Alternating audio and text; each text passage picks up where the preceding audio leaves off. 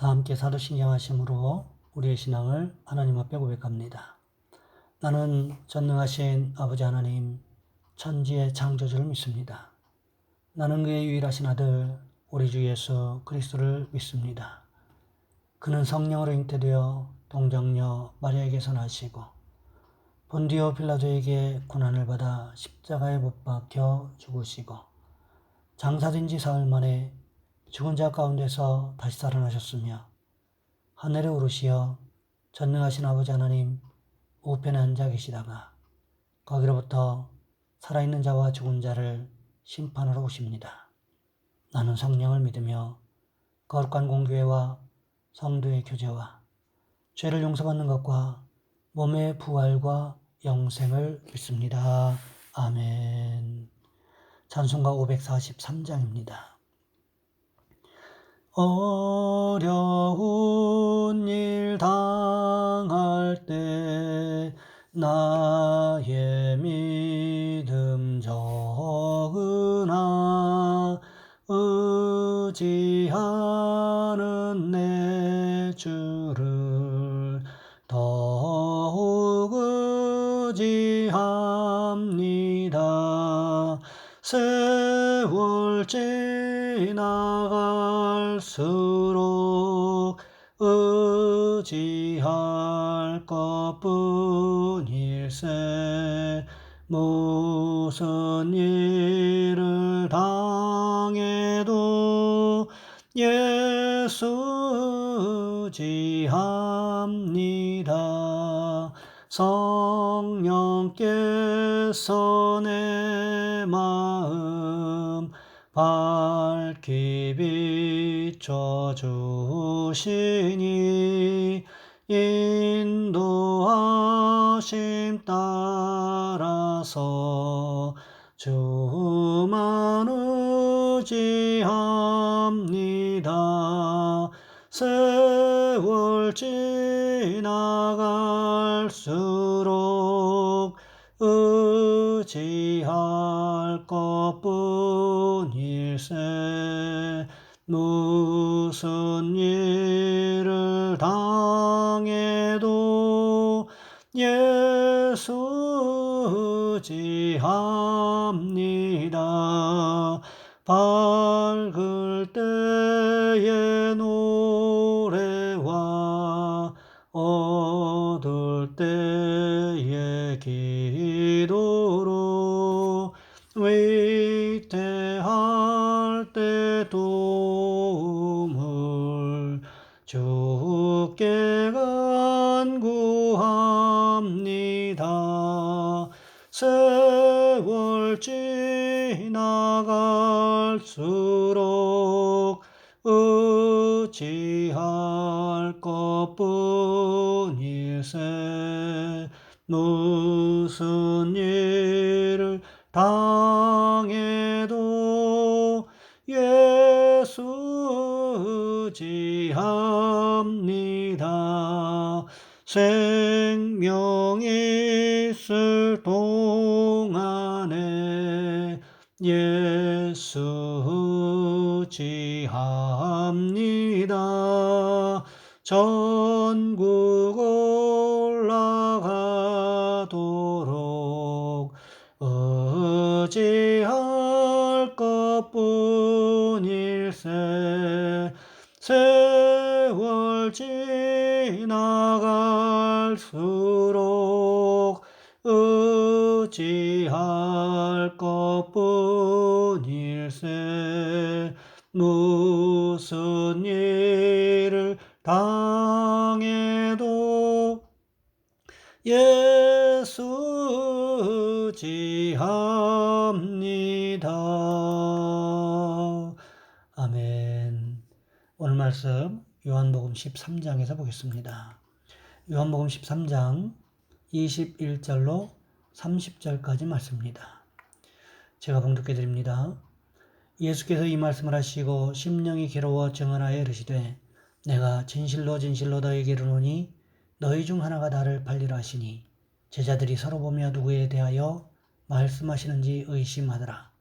예수의 제자 중 하나 곧 그가 사랑하시는 자가 예수의 품에 의지하여 누웠는지라. 시몬 베드로가 머리짓을 하여 말하되 말씀하신 자가 누구인지 말하라 하니 그가 예수의 가슴에 그대로 의지하여 말하되 주여 누구니이까. 예수께서 대답하시되 내가 떡 한 조각을 적셔다 주는 자가 그니라 하시고 곧 한 조각을 적셔서 가롯 시몬의 아들 유다에게 주시니 그 조각을 받은 후 곧 사단이 그 속에 들어간지라. 이에 예수께서 유다에게 이르시되 내가 하는 일을 속히 하라 하시니 이 말씀을 무슨 뜻으로 하셨는지 그 앉은 자 중에 아는 자가 없고 어떤 이들은 유다가 돈꾀를 맡았으므로 명절에 우리가 쓸 물건을 사라 하시는지 혹은 가난한 자들에게 무엇을 주라 하시는 줄로 생각하더라. 유다가 그 조각을 받고 곧 나가니 밤이러라. 아멘. 오늘 본문의 말씀을 가지고 사단이 역사하는 통로라는 제목으로 함께 말씀을 살펴보겠습니다. 어느 날 사단이 10개의 호리병을 들고 한 청년을 찾아와서 제안했습니다. 여기 9개의 호리병에는 꿀물이 들어있고 1개의 호리병에는 독약이 들어있는데 꿀물이 들어있는 병을 찾아 마시면 엄청난 액수의 돈을 주겠다고 제안했습니다. 이 청년은 돈이 아무리 좋아도 생명과 바꿀 수는 없다고 거절했습니다. 그러나 계속 유혹하는 사단의 말에 이 청년은 10병 중에 딱 1병인데 하며 떨리는 손으로 병 하나를 골라 마셨습니다. 다행히 죽지 않았고 살아난 청년은 큰 돈을 받아들고 사단에게 다시는 자기에게 찾아오지 말라고 명령했습니다. 그러나 사단은 또 찾아와서 이번에는 9개 중에 하나를 마시면 돈을 2배로 더 주겠다고 제안했습니다. 이번에도 병 하나를 마셨으나 죽지 않았습니다. 이렇게 하여 큰 돈을 받아든 이 청년은 쉽게 번 돈으로 방탕한 삶을 살았습니다. 그는 급기야 알코올 중독, 마약 중독 등 허물어져가는 생활 속에 계속 사단의 유혹을 따라 살며 세월을 보냈습니다. 이제는 두려움마저 사라졌습니다. 이제 마지막으로 남은 2병을 앞에 두고 돈벼락이냐 죽음이냐 하며 마지막 인생의 승부를 거는 지경에 이르렀습니다. 청년이었던 그는 이미 나이가 들어 노년에 이르렀습니다. 그는 마지막 한 병을 택하여 식은땀을 흘리며 꿀꺽 삼켰습니다. 이번에도 그는 죽지 않았습니다. 아, 나는 이겼어. 끝까지 살아나고야 말았어. 이제 어서 돈을 내놔. 하며 승리에 도취되어 어쩔 줄 몰랐습니다. 사단은 노인 앞에 마지막 병을 스스로 마시면서 허허, 처음부터 독약이 든 병은 없었지. 그러나 너는 이미 돈이라는 독약에 죽어가고 있었어. 너는 너의 젊음을 돈이란 종에게 얽매여 살다가 영원한 것을 잃어버렸어. 이제까지 받은 돈의 대가를 지불해야만 해. 그것은 내가 있는 곳으로 와서 영원한 고통을 함께 받는 것이지 라고 했습니다. 오늘 본문에서 예수님께서는 이미 누가 자신을 팔 것인지에 대해서 알고 있다는 암시를 주셨습니다. 오늘 본문 21절 말씀을 보시면 이렇게 기록하고 있습니다. 예수께서 이 말씀을 하시고 심령이 괴로워 증언하여 이르시되 내가 진실로 진실로 너희에게 이르노니 너희 중 하나가 나를 팔리라 하시니. 예수님께서 이렇게까지 말씀하셨으면 가룟 유다가 자신의 양심에 찔려서 마음이 두근반 세근반해서 자신이 먼저 잘못했음을 고백해야 할 것입니다. 주님, 제가 잘못 생각했습니다. 저를 용서해 주세요. 이렇게 자신의 마음에 있는 욕심을 고백했어야 맞습니다. 하지만 가룟 유다는 어떤 반응을 보이고 있습니까? 마태복음 26장 15절 말씀해 보시면 나는 아니지요 하고 묻습니다. 이때 우리 주님은 어떻게 말씀하셨습니까? 내가 말하였도다. 이렇게까지 말씀하셨으면 가룟 유다가 자신의 마음을 돌이켰어야 됩니다. 하지만 그는 끝까지 마음을 완고하게 하는 것을 볼 수가 있습니다. 하나님 앞에 마음이 완고한 사람치고 성공한 인생을 살았던 사람은 없습니다. 가인이 그러했고요. 사울 왕이 그러했고 솔로몬 왕이 그러했고 다니엘서에 기록된 벨사살 왕이 그러했고 신약에 보면 헤롯 왕이 그러했습니다. 그들이 하나같이 망한 인생을 살았던 이유가 하나님의 말씀 앞에 자신의 마음을 돌이키지 못한 것 때문이었습니다. 사단은 사람의 마음을 통하여 역사하는 경우가 얼마나 많은지 모릅니다. 요한계시록 21장 8절 말씀해 보시면 이렇게 기록하고 있습니다. 그러나 두려워하는 자들과 믿지 아니하는 자들과 흉악한 자들과 살인자들과 음행하는 자들과 점술가들과 우상숭배자들과 거짓말하는 모든 자들은 불과 유황으로 타는 못에 던져지리니 이것이 둘째 사망이라. 지옥불에 던져지는 사람들에 대해서 기록하고 있는데 결국 이들은 어떤 사람일까요? 자신의 마음을 사단에게 내어준 사람들을 이야기하고 있는 것입니다. 그러니 우리는 하나님의 말씀으로 예수 그리스도의 보혈로 성령의 능력으로 우리의 마음을 지켜야 합니다. 왜 그럴까요? 잠언 4장 23절 말씀해 보시면 이렇게 기록하고 있습니다. 모든 지킬 만한 것 중에 더욱 내 마음을 지키라. 생명의 근원이 이에서 남이니라. 자신이 그런 마음을 먹었다는 자체가 부끄럽기도 하고 내가 이것을 행동으로 옮겼을 때 내게 무슨 유익이 있을 것인가를 생각해 보다가 포기하게 되는 경우들이 대부분이지 않습니까? 하지만 가룟 유다의 경우는 달랐다는 것입니다. 이미 행동할 것을 다 계획했다는 거지요. 누가복음 22장 3절부터 6절까지 말씀해 보시면 이렇게 기록하고 있습니다. 12 중에 하나인 가룟인이라 부르는 유다에게 사단이 들어가니 이에 유다가 대제사장들과 성전 경비 대장들에게 가서 예수를 넘겨줄 방도를 의논하매 그들이 기뻐하여 돈을 주기로 언약하는지라. 유다가 허락하고 예수를 무리가 없을 때 넘겨줄 기회를 찾더라. 이미 가룟 유다는 예수님을 팔려는 생각을 가짐과 동시에 예수님을 팔려는 행동을 시작했다는 것입니다.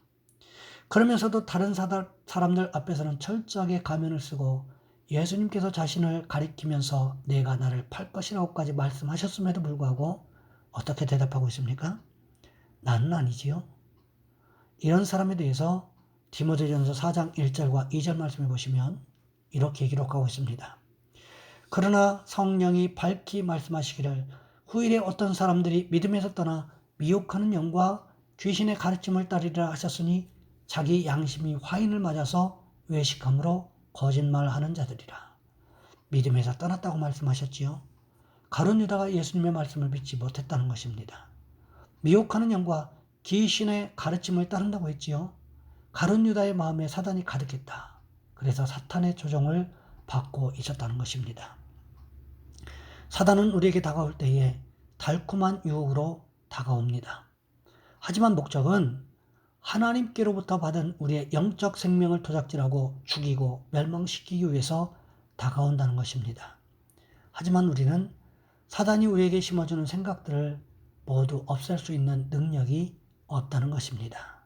그렇다면 사단이 주는 생각이 자라나기 전에 성령의 권능으로 정복하고 다스릴 수 있어야 한다는 것입니다. 왜 예수 잘 믿는 사람이라고 해서 때때로 악한 생각들, 음란한 생각들이 생기지 않겠습니까? 하지만 예수 잘 믿는 사람들은 이런 생각들을 어떻게 해야 할까요? 성령의 권능으로 정복하고 다스릴 줄 안다는 것입니다. 행동으로 옮겨지기 전에 그 싹을 성령의 권능으로 잘라버릴 줄 안다는 것입니다. 성령의 권능을 통하여 사단이 역사할 수 있는 통로를 막아버린다는 것입니다. 우리가 잘 생각해 보아야 할 것이 있습니다. 교회 안에 있으면서도 악한 행동을 일삼는 사람, 다른 사람에게 악한 영향만을 미치는 사람이 있다면 이런 사람이 과연 구원받은 사람일는지 심각하게 고민해 보아야 한다는 것입니다. 다른 사람들의 신앙생활에 피해를 주는 행동을 하고도 전혀 깨닫지 못하는 사람, 교회 공동체에 커다란 파장을 던져주고도 전혀 자신의 잘못을 회개할 줄 모르는 사람은 예수 믿지 않는 사람일 수 있다는 것입니다. 오늘 본문에 가룟 유다를 보시기 바랍니다. 예수님의 말씀을 들었으면 자신의 행동을 돌이켰어야 하는데 유다는 오히려 자신의 악한 행동을 속히하기 위해서 그 밤에 나가는 것을 볼 수가 있습니다. 이런 가룟 유다가 예수님을 믿은 사람이라고 할 수 있느냐는 것입니다. 예수 믿는 사람의 마음 가운데 사탄이 자리 잡고 있을 수가 있느냐는 것입니다. 그는 처음부터 믿는 자가 아니었고 믿는 척하고 다른 사람을 기만하고 속인 자라는 거지요. 우리는 잘 기억해야 합니다.